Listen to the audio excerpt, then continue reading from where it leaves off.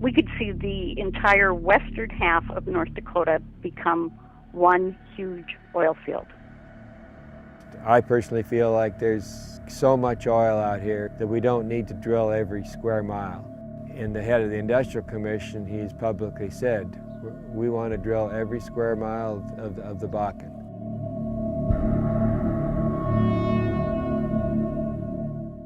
It used to be really pretty quiet.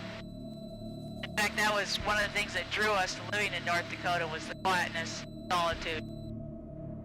So the Teddy Roosevelt Park itself, can they drill within that park? Is it a national park? What is it's a national park. They cannot drill within the park boundaries, but there's a lot of drilling activity that goes along on the edge of the park boundaries.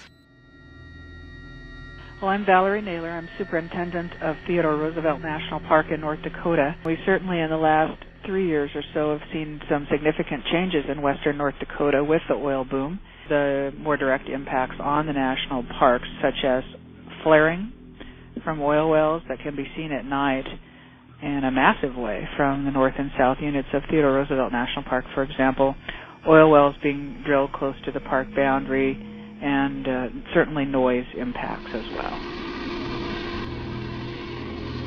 When they're developing these wells, they're finding a lot of gas. They're burning it off because it's not as valuable.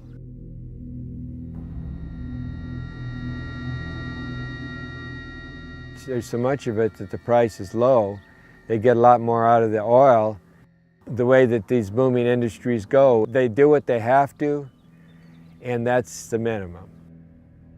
Oil and gas development in western North Dakota is estimated just for the Bakken as 15,000 square miles. That's about a fifth of the state. I have lived in North Dakota all my life. My heart is in the Badlands. The Badlands has been a destination for me ever since I was a small child.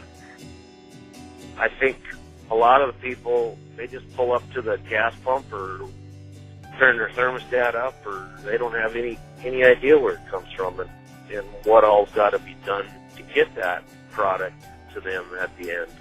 If we just do what we got to do. Historically, this was Native American land.